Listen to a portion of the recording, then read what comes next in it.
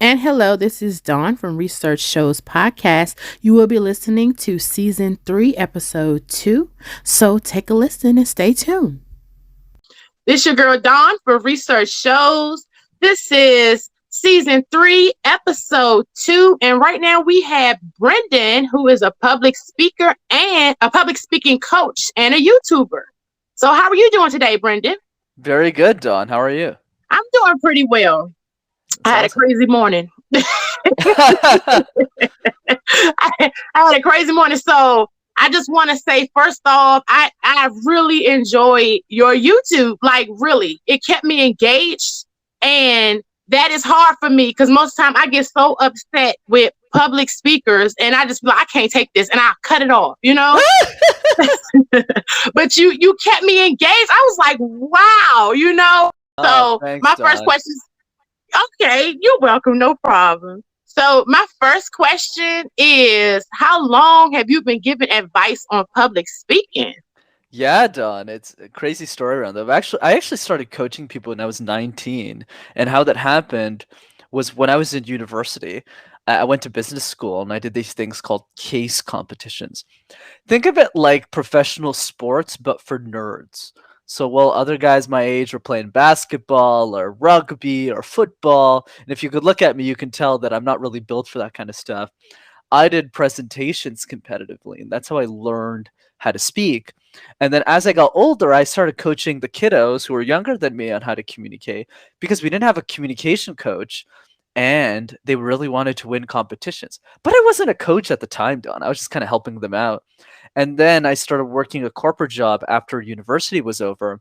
But I had the idea for the YouTube channel Master Talk because I realized that everything that was in my head wasn't available for free on the internet for people who couldn't afford a coach. That's why I started making videos in my mom's basement. And then a few years later, it turned into, I guess, a much bigger platform than I thought it would be. Right, because it's you make people feel comfortable. I could just say that. You know, you don't make me feel like you calling me out. It's like, oh, okay, all right. so, so, how long did it take you to build your following on YouTube? That's what interested me. I was like, wow, because I'm just now getting into it. I'm not really into YouTubing and stuff like that, but my kids kind of was like, you need to do a YouTube channel and all this. So as you know, I got a lot of hair and stuff on mine because I'm a hairdresser. So how long did it take you to build your following? I love that, Don, and thanks again for the kind words. You're awfully generous.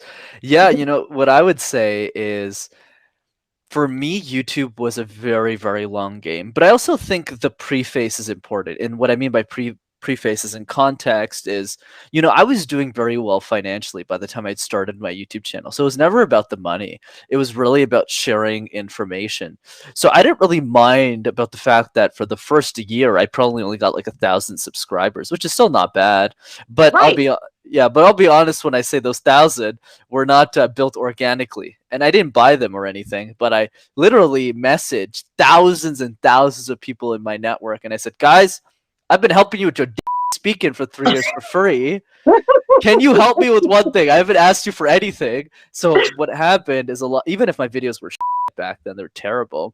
Right. I had a massive community of raving fans who just like me as a person. So they just started promoting to their friends. That's how I grew the channel initially. And then after that, what happened is, I think the key to growth on YouTube at the end of the day, Don, yeah, sure, the algorithm might help you, but I think it's really a hustle. If you want 10,000 followers, you need to be willing to have 10,000 conversations. Think about the podcast we're having now. Like, Right. I'm in a position where, I don't need to be on shows anymore, but it's so important for me to Yes. have these one-on-one conversations because it allows me to hear about why people still care about what I do. So, for example, you started this conversation saying, hey, Brenden, you are really helping me out. I'm really comfortable. I'm a hairdresser. I was like, wow, I didn't even know hairdressers were watching my YouTube videos. So it's a great perspective. So I'm always looking to learn from the host as well. Oh wow, that's interesting. I feel special. I feel special. You are special. I'm a different kind of hairdresser. I do so many different things. So it's like, but hair is my passion. So I do agree with you when you were saying how you were already making money doing other things and you were doing, Master Talks because it's your passion. So that's what I noticed with my videos. The ones that actually get more, I guess more people viewing them is the ones that is hair. It's like strictly my work. You know what I'm saying? Absolutely. And Yeah. that's the thing that money can't buy, right? Is like just hearing the joy from your face, and I mean not your face, your virtual voice rather, and you going like, yeah, this is the only thing that I'm comfortable listening to. That's a constant reminder for me because I had a lot of insecurity when I started my YouTube channel, Don. I was only 22 when I opened the camera the first time, and I'm only 25 currently. So Right. That's what I was gonna say. You look like a little baby. That's why I was so impressed. I mean, I am just when I see people y'all age, I just be like so like impressed and just like admiring y'all. I just admire that so much. I mean, you had me beaming like you was one of my children. I was just like, oh my gosh. I really admire y'all. The hustle in it. I just love that. Oh, thank you, Don. And I admire you just the same, right? I think that's what really it's those remarks, Don, those words of encouragement that remind me that what I'm doing really matters for people. Because you're right, when I started in the industry, and I guess we could slack them a little bit, I didn't like the laziness that my industry had. Like they Right. weren't spending. I mean, if you're a communication expert and you're not taking the time to make people feel comfortable, why are you a communication expert? It didn't make any sense to me. Right. So it was because of all this that really pushed me, and I'm glad you see it the same way as well. Okay. And so then my next question is what I asked my baby boy, my youngest. I said, I'm going to interview. I said, Umar, I said, this guy, he got like 20 some thousand followers. What you want me to ask him? So he said, what advice do you have for an aspiring YouTuber? That's a great question. Your son's clearly brighter than I am. I wish I was that bright to ask great questions when I was 13. But yeah, you know what I would say, Dom. My biggest piece of advice with YouTube is always really understand the work that goes into making a great channel. Because I think the best on the platform, a lot better than me, by the way, because me, I just make educational content, which is still great. I'm not discrediting myself, but there's a lot of YouTubers on the platform, like Mr. Beast, like Airrack, like a lot of Oh, these yeah. these Oh, yeah. guys who are literally building documentaries for Right. every YouTube. And people need to appreciate that more, Don, because there's a lot of work that goes into people's channels. So Yes. I would say the number one piece of advice I have, besides just starting a YouTube channel, just start. See if you even like it. Make a video every week. Don't even worry about the editing. Don't worry about the views. Just see if you enjoy the process and you see yourself doing it for long periods of time, because it is hard. Because you need Yes. to have that mission. Like for me, it was really people like you in the early days, because I didn't make money off my YouTube channel until I was like 2.5 years in. 2.5 Right. years in, right? Right. That's when I hit 10,000. It took me almost 3 years to get there. But it was your messages, people like yourself who were always like, hey, this is actually helpful. You're actually not dumb, Brenden. You can keep doing this. And that's when I was Mm-hmm. like, oh, okay, like this shit matters. So having that strong mission is important, but understanding the ticket to admission, like what does it actually take to be a top star on YouTube? And understanding the price you need to pay. Like if you want to get drafted into the NBA, you need, like, people like want it. They might say they want to be a pro basketball player, but very few of them study the how versus saying, wow, they go, oh, this is actually the work that Kobe Bryant did on a daily basis. Am I willing to do that? And once you understand, you say yes to that, that's when you'll find a lot more success rather than romanticizing about being famous and all that stuff. Oh my goodness, yes. That is you are well beyond your years. That is so true. To try to understand something before you jump into it to even see if that's what you want to do. Because there's a lot of people who sit in my chair who jumped into a career field that they didn't really grasp, what they were jumping into till after they jump in it. Then it's like, oh my God, I didn't know this was what teaching was. I didn't know this was what being a nurse was, so that is valuable advice right there. Appreciate it. So there was a video I saw this morning, and I just realized later on in my life by looking at my baby boy that I am introverted. I have to be extroverted at times to put that mask on because I'm a hairdresser, and you can't be like to yourself doing somebody's hair. You got to be like, I gotta share who I am with my clients. So sometimes it takes a couple visits, and then I'm, hey girl, So when I saw that video that you did about naturally introverted people, that was so true. Like the three tips you were saying. So if you could tell my listening audience a little bit about that and the advantages that introverts have over extroverts in regards to public speaking. I'm happy to go into that, Don. And it's hilarious, by the way, that you're an introvert. I never would have guessed. That's something else that I learned, right? This is why I love doing these interviews. I'm always learning something I never thought was true before. So it's super fascinating what you just told me. So yes, absolutely. You're spot on, Don. Building relationship with your clients, especially as a hairdresser, is so important. So I love the fact that you bring that extrovertness because that's how you'll get more premium clients like the people you're working with. So very good on you to do that. And what I would say for introverts, Don, is I think the biggest mistake a lot of people in my industry have made around introverts is they just accept reality as is. They go, "Oh yeah, I guess introverts aren't great speakers." And that never made any sense to me because Right, most of the best students I've coached over, especially my earlier days, were introverted but they were right, super smart. So let's right. go through those three advantages because I think that breaks a lot of that belief that people generally have that we just accept as true. So the first one is that introverts are way better listeners than extroverts are. And the reason is because introverts spend a lot more time saying nothing on average versus an extrovert. So naturally, if you're a loudmouth like I am, because I'm a hardcore extrovert, I'm not spending enough time listening to my audience. That's why I had to learn from introverts like yourself, Don, on how to be a better listener. Whereas for somebody who is an introvert, listening is super easy for them because they're spending much more time doing it. So they can then take that information and then tailor it back, communicate it back for their audience so their message is better. That's number one. Yes. Number two is the power of the pause. So when we think about pausing, let's say I always like using a bar as an example, but it could be like a party or a get together at a house or something, is when there's an empty space in a conversation, extroverts tend to fill it really quickly, Don. So they go, "Oh, what about yesterday? And what about the Super Bowl? And what about the thing?" Whereas an introvert isn't afraid to live in that silence, to live in that space. So whenever I'm coaching an introvert on how to pause effectively in a speech, they get it instantly.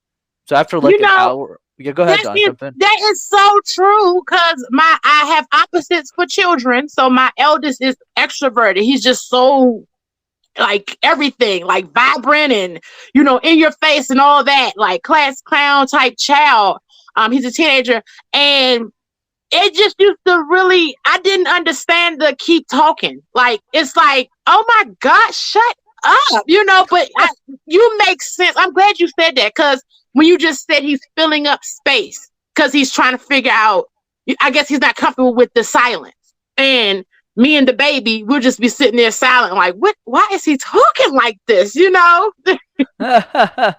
Absolutely, and I love you use the example with your kids because it demonstrates the point so well, Don, that pausing is a very important skill set. And by the way, to be honest, it took me years to master this because I'm a hardcore extrovert. I always want to fill the space with more noise versus going, okay, let me take a pause. So yeah, learn the third key difference between the introvert and why they're so powerful, and this is something a lot of people don't know, is that introverts are less polarizing than extroverts. So, what do I mean by this? What I mean is if you take an extroverted speaker like a Gary Vaynerchuk, his example is like to use, or like a Tony Robbins, you Mhm. either really like that person or you really don't. So in Right. my case, I'm a big fan of both of those people and most speakers in general. I respect their work. I love what they're doing. But there's also a massive group of people who really don't like their attitude, the way that they communicate ideas. But if you're an introvert like Brene Brown, like Simon Sinek, like John Maxwell, like Susan Cain, no one is going up to those speakers and going, "I hate Brene Brown." Just saying it is illegal. Like just me saying it could put me in jail. Like you're not like it is accepted in the culture, Don, that you cannot hate Brene Brown because if you do, you have to serve 5 years in prison. Right? So that's like the unspoken role of introverted speakers is that they appeal to a much larger group of people. So how did I apply that in my speaking? My natural speaking style, Don. So like let's say when I'm coaching my clients, I'm actually very aggressive. So when I'm more like a Gary V when I'm coaching people, or even a bit when I'm on podcasts. But when I'm on YouTube, I'm very intentional about mixing both energies for the exact reason you gave in the first minute of the show, which was, Brenden, when I'm listening to on YouTube, I don't know why, but I feel really comfortable and engaged when I'm speaking to you. And that's not an accident. I made the decision to change my tone on YouTube so I can access a greater group of people. Versus when you're extroverted, you don't have that same luxury. Oh wow, that's really interesting. You teaching me something today because I didn't. And see, look, I spent years believing that I was an extrovert because of what I do. Because I'm a hairdresser and I'm always on. Basically, you're always on stage. And it was recently, within the past year, I had a client come in and I was in myself. You know what I'm saying? And I wasn't saying anything. And she was like, "You're an introvert." And I said, how you know that? And she said, because she was like, I could just tell you got to force yourself to open up to people. And I said, that is so true. Like me being honest with myself. And here I am, 40 years old, just now really coming to terms with the fact that I enjoy being alone. I enjoy being in silence. So when me and the baby are home, I keep calling him the baby, he's 13. When me and my youngest child are home, we stay away from each other and we're okay with that. It's like no big deal. He stays in his room. I stay in my room. He doesn't demand this attention. I don't need no attention. I think that's really interesting. Thank you. Your perspective, you really helped me understand. I'm kind of like, I gotta have appointments to be around people. You know what I'm saying? I respect that. Absolutely. So let me get to my next question. Oh yeah, public speaking is very difficult for people. Can you give your hypothesis in regards on why you think that is? I love that. You fancy today, Don. Hypothesis. I love it. That's funny. I love that. Yeah, so I'm happy to give you the thought on that, Don. So the reason we find communication difficult is actually a lot simpler than we think. We just need to spend. It's just most of us don't go deep enough to think about it. So let's jump in for a second. Where do we give most of our presentations? Where did we learn the habit of speaking?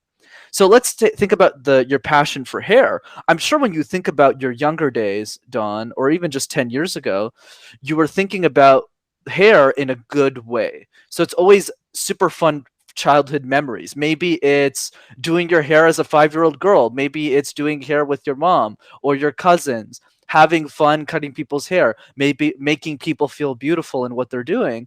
So it's these types of memories that we remember, and that's where the passion then grows into a profession in your case with your successful brand and what you've built for yourself. Excuse me. But when it comes to communication, Don, a lot of those memories are actually in the opposite lane, which is school. So school is where we learn how to speak, and all of the presentations that your kids are currently doing or that we used to do when we were in school have 3 main commonalities that aren't very good.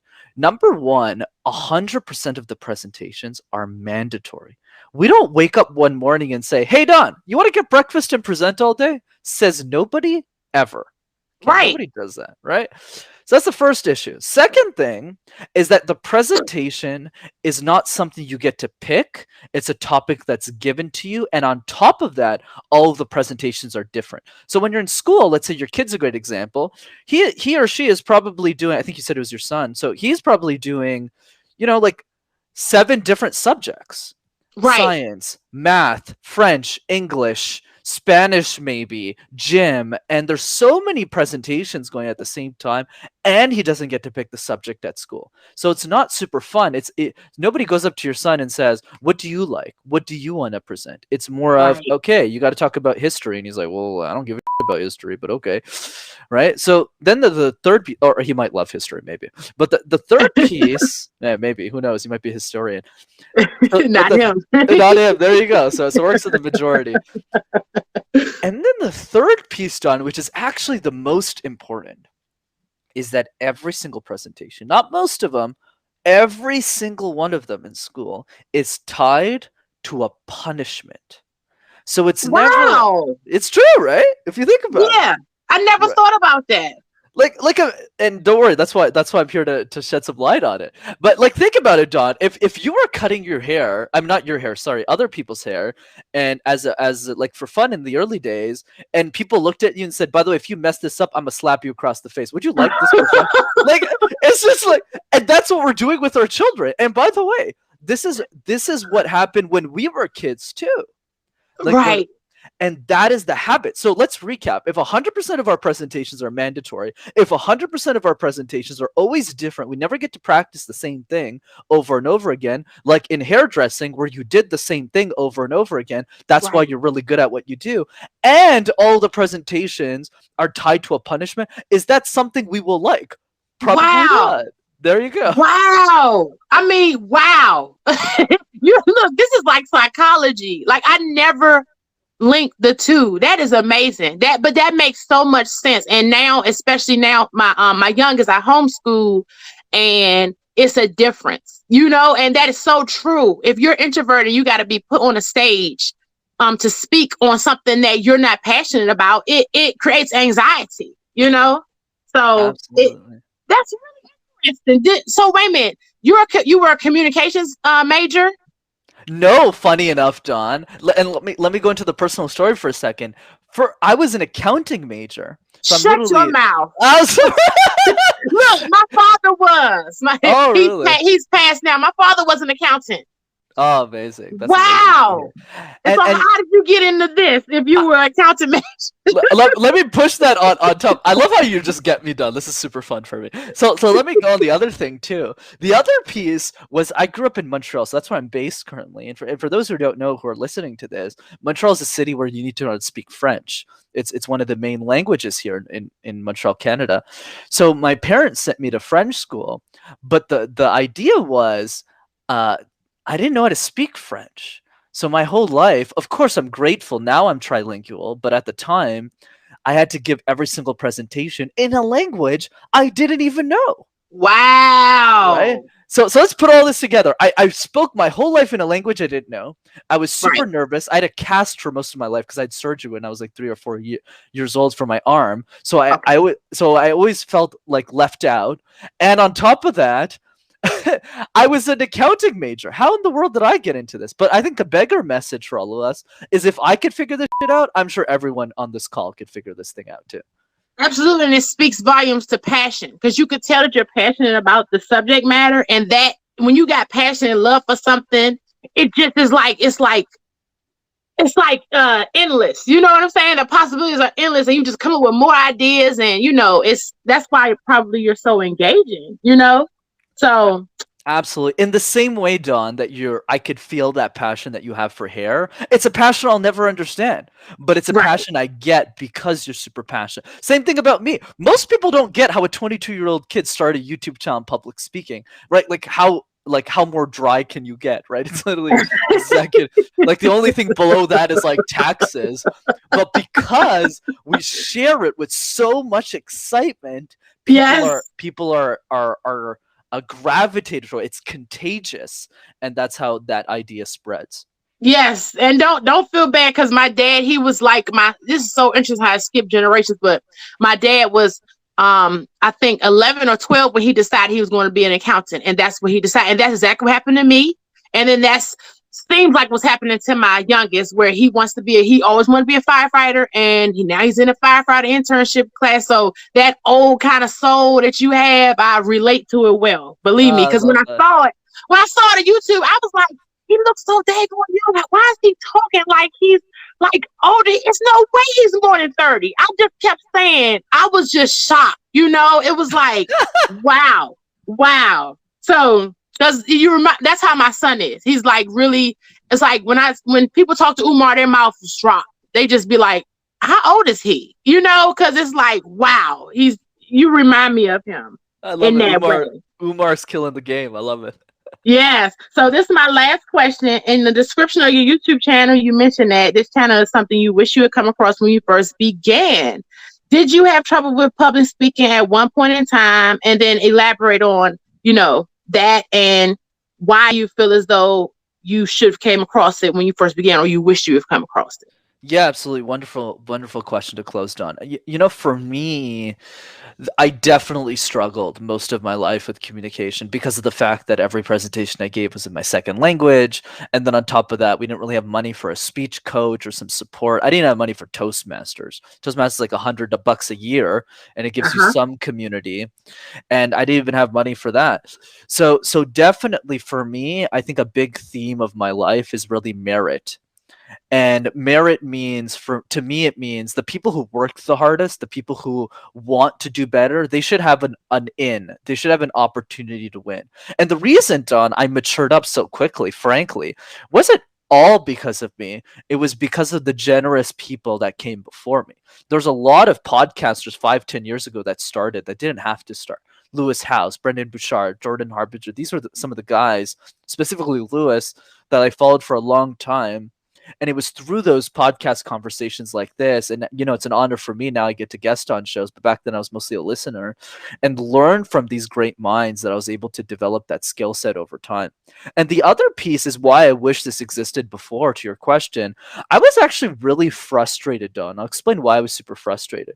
A lot of people who are in my industry, right, who either are just as good as me or better, I'd probably put myself in the top 5% of all speech coaches in the world. I'll downplay myself a little bit so people don't contradict me. Let's say I'm in the 5%, right? So people Okay. who are at the same level as me or better than me at communication coaching, most of those people in that top echelon don't share their information for free because they make a shit ton of money. And I'm not Right. gonna lie. I'm not gonna lie. I'm not poor, right? I do well for myself, and my executives pay me a top dollar for my coaching. But I think what I realized over time was like, just because I make good money doesn't mean I don't have to share this information with the world. And it Right. really frustrated me that people before me who have a lot more experience than I do, have decades over me, didn't make that decision before I made it for the world. Right. And that was the main reason where I said, these people aren't sharing their information. The people who aren't as good as me are sharing it, but it's not very good. And the people who are better than me, which is a small group of people, because it takes great communicators often don't teach it to other people. They're often become politicians, they become CEOs of companies, they become executives. They don't actually go into the art of teaching. So the actual group of people who are gifted at both is really, really small. And that small group of people chose not to share it for free in a way that's as consistent as I am. So I decided to be the first one that does. Very nice. I love that. Wonderful. So before we close out, I want you to leave everybody with your information, your .com, whatever you have, your YouTube. Go ahead and put your plug in and do it well and speak clearly. Before I do that, Don, I'd love to take this moment to just acknowledge you. You know, Oh, I do a lot of interviews, and you're definitely one of the few people I can say who really gets me, who really oh, understands why I did it. Like, most people just get into the tips, but I think what I loved about your approach is you have such a wonderful energy, and you really understand why I'm doing what I'm doing, and I really appreciate it. It really made my day. So thank you for that. you make me feel so special. Like my clients, look, that's why I do hair, because they be feeling so special afterwards, and I'm like, oh, thank you so much, Brenden. It was so wonderful talking Oh. to you. Thank you. But go ahead and give your plug. Look, I can't wait to get this promo. I am so excited. I appreciate it. I just wanted to start with that because I feel that was more important to Yes, say. thank you, though. I really appreciate your words. Thank you so much. Of course, of course. Your clients are lucky to have you. You're awesome. So yeah, Oh, so I would say there's two ways to keep in touch. The first one is the easy one, which is the YouTube channel. You just go on Master Talk, one word. You'll find access to all my hundreds of videos on the channel. And then the second way, for those who are interested in coaching, I do a free training every 3 weeks over Zoom. It's an interactive live training. Anyone can attend it. I coach people for free on that call. And that's the first step to working with me. So if you want to register for one of those free trainings, it's over Zoom. All you got to do is go to rockstarcommunicator.com. That's it. great. Oh, my gosh. Look, you might catch me on one of them Zooms, Brenden. You Okay. gotta come to as many as you want. Okay. All right, y'all. We're gonna bring this to a close. You can catch this broadcast on Anchor, Spotify, and YouTube. You can come on to Spotify by going to tinyurl.com/DMS podcast, please make sure you rate us on Spotify and on Apple Podcasts. And thank you so much and have a wonderful day on purpose.